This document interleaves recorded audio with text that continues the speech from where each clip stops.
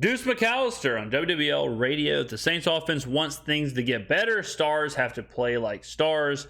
Deuce and Bobby Hebert in here. So let's go ahead and listen and react like only we can do. Now, Deuce, we always talk about like scoring defense or how many points you scoring a game, red zone offense, red zone defense. The Saints have scored just 4 touchdowns and 12 trips inside the opponent's 20-yard line. Look at the red zone, and that's lasted. Nice to hear Deuce is inside of an aircraft carrier, or maybe he's parachuting right now. So unbelievable audio here from WWL. I do apologize for that, ladies and gentlemen. In the NFL right now. And then I look at this, dealing with the offensive line. Like you mentioned, we allowed 15 sacks. That's the 6th most in the league. But we also have been whistled for a league-high 12 holding penalties. So we dead last in holding penalties, and we dead last in red zone offense scoring. Well, it's amazing we 2-2. Well, and here's the other thing. All those holding penalties aren't on the offensive line. Right. I love that. Let me tell you this. This is something I've been originating. I'm starting to think sacks need to be a quarterback stat. I know it's controversial yet brave. But I think if you look at a lot of sacks, and some analytical groups are starting to do this. Sumer Sports, I know, does this. They're starting to track how many sacks are due to the line or how many sacks are due to the quarterback. The Daniel Jones is a good example. On Monday night, Daniel Jones, he accounted for like 50% of the sacks were his fault. For holding the ball too long, missing open receivers, whatever, moving into the pressure. So I like that people are starting to talk about that. Right. So normally when that's the case, you can say, well, yeah, it's all offensive line. That's not the case. And so I think the only one that doesn't have a holding penalty is going to be the quarterback, because outside of that, I think everybody else has at least one. Well, Deuce is talking about the actual holding penalties. Like, he's saying that not every holding penalty is on the offensive line. But what I said about sacks still stand. I wish Deuce had his video on, like a Zoom call, so we could see him parasailing right now over the Gulf of Mexico, or whatever he's doing with this wind situation. Like, I wish, is he inside of one of those booths that they have in arcades where like the paper money flies all around? You're in and the wind is blowing. Like, is that what's going on? Or you're talking about multiple. And, Bobby, here's the other thing about that. When you talk about the touchdown and just getting inside the red zone, you haven't even had explosive touchdowns where you catch the ball outside the red zone, and right, just to be able to get yak yardage. And so to say it's frustrating, that would be an understatement. Here's a fun little fact for you. So you know what team? We'll do a little trivia. What team do you think, or what quarterback? Here, we'll phrase it like this. What quarterback do you think leads the league in explosive plays? By the way, an explosive play is a rush of more than 12 yards and a pass of more than 15 yards. The answer is Anthony Richardson for the Colts. And that's pretty wild, right? Rookie quarterback, not a great offensive line. But it goes to show what a good coach can do. It goes to show what a coach like Shane Steichen can do to make his players succeed. The Colts should not have the most explosive plays. No one would, not to mention, Richardson also missed a game with a concussion. So no one would blame Richardson for not throwing the ball downfield. No one would blame them for not taking shots. But Steichen wants to do that. And Steichen is putting his players in places to succeed. He's putting his receivers in places to succeed down the field, and Richardson is getting them there. Should the Colts have more explosive plays than the Saints? Absolutely not. I haven't looked at the bottom of the standings, but I would guess the Saints are probably in the bottom 5 of explosive plays in the NFL. They might be last. It would not surprise me at all if they were last. Someone do a quick Google, see if you can figure it out, but I would guess the Saints are probably last. That's crazy. With Chris Olave, Michael Thomas, Alvin Kamara, Derek Carr. But it just goes to show what scheme and play calling and an offensive mind can do.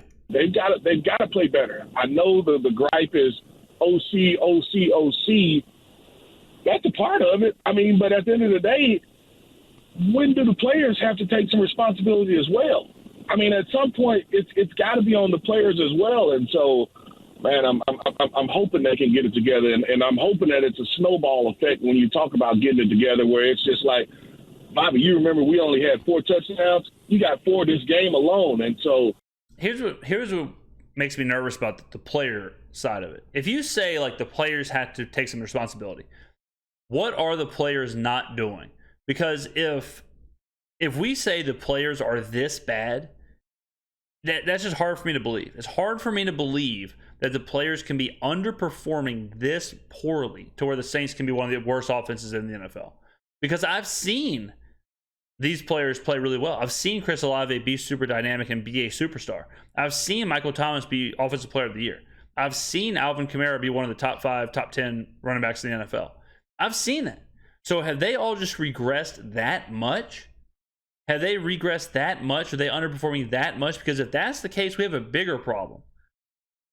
Maybe I'm just being optimistic, blaming a lot of this on Pete Carmichael and Dennis Allen, because those are the easiest to fix and replace. Boom. Fire them, bring in Eric Bieniemy or bring in whoever. Easy. It's much harder to replace Alvin Kamara, Chris Olave, Michael Thomas, Derek Carr. Like if that's the reason, if we're going to sit here and say the players are the problem and the players are underperforming, then we're talking about a full roster rebuild. You know, I can understand for a team like, I don't know, like the Patriots. Like I can understand saying, you know what, maybe Kendrick Bourne and maybe Ramondre Stevenson, like maybe these guys aren't the answer. Maybe Mac Jones, maybe it's not the answer. But the players we have, the personnel we have, are relatively pretty secure, like pretty consistent. You know, so it's hard for me to get to the point to where I'm saying that the players are the issue with the roster that we have. Right. That's what you hope to start. That you hope that starts to happen because they need some good things to happen to them. They need some good things to happen for them. I know they're putting in the work. I mean, and if you have to put in a little extra time, you have to do it. But you got to get some confidence going as well. Now, Deuce, but the one thing I wish we had more interceptions. We damn for sure getting passes defended. I'm looking at this is the NFL. This is all the defensive backs or anybody. D lineman, you get a pass defended. Linebacker, whoever it might be. But Marshawn Lattimore, the last meeting against the Patriots, hopefully he'd have this kind of game. He had 10 tackles. He had an interception the last meeting versus New England. Right now, he ranks 3rd in the NFL. Marshawn's been really good. The whole defense has been good all year. With 6 passes defended in 2023. But guess who's tied for first?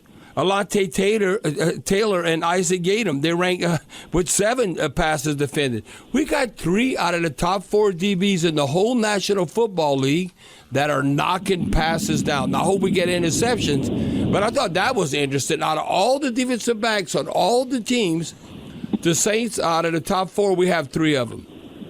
Yeah, that's fantastic on the back end, and I agree with you. You've been able to. You started really hot with some of the interceptions, and I know that Isaac had one the other game. But I mean, if you can continue to pick off a pass or 2 each game, I mean, at some point, like I said, you're just giving your offense a shorter field most of the time.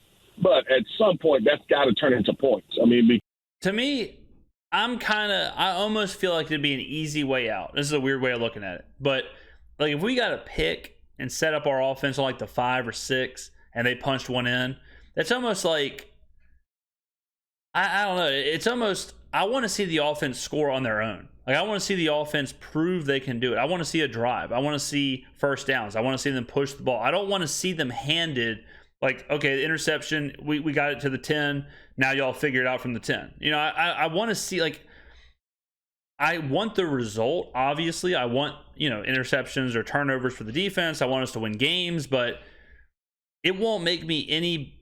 If we score 35 points and we have 5 interceptions and we start all 5 of the scoring drives in the red zone and we don't have to actually like sustain a drive, I'm not going to come on here and say we scored 35 points, the offense is back.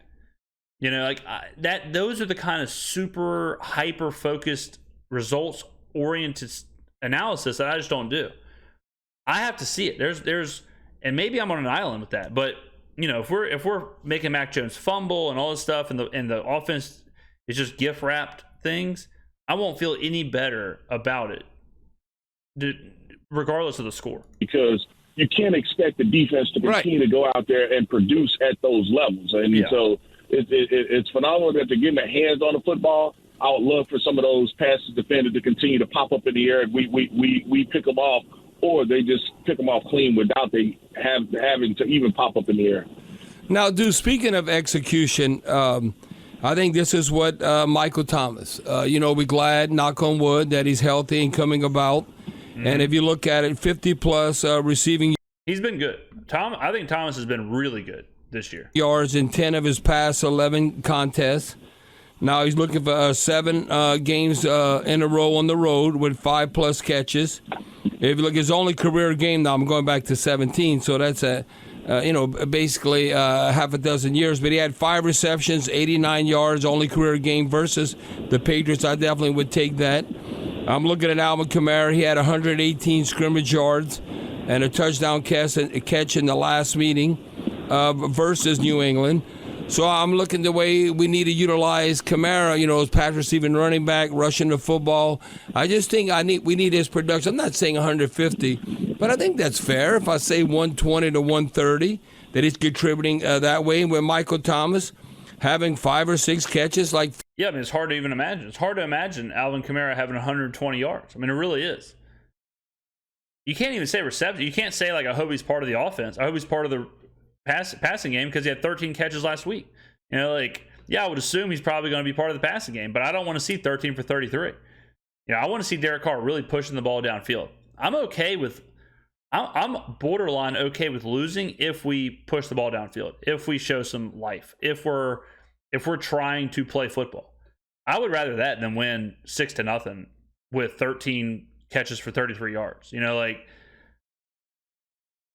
Yeah, 120 yards total production from Kamara would be sweet. 6 catches for 80 yards from Thomas would be sweet. But at this point, it's just difficult to see. That's where we're at. It's difficult to see production. 50, 60 yards, and Chris Olave and all that, they have to get it done. But I think what you're expecting from household names, he was NFL Offensive Player of the Year, Michael Thomas, and then Alvin Kamara. Is that a fair assessment as far as going forward, how you expect them to produce in a game? I'm not saying they can't do more, but that's what we need from them at least. Stars have to be stars. Yep. I mean, your stars have to be stars. You've got to put them in position to be able to go out there and be a star. You've got to give them the football, whether that's via the pass, whether that's via the run. But, I mean, they are the star for a reason. And so they've got to be stars. They've got to make plays for you. You've got to put them in position to make a play, but they've got to make plays for you. There you go. Ladies and gentlemen, thoughts on what we talked about there, put it in the comment section. Go down below. Thank you very much for watching. I appreciate, big shout out to Deuce for joining us as he was rappelling down the Empire State Building. Much appreciated. Thank you for watching, ladies and gentlemen. I will see you in the next video.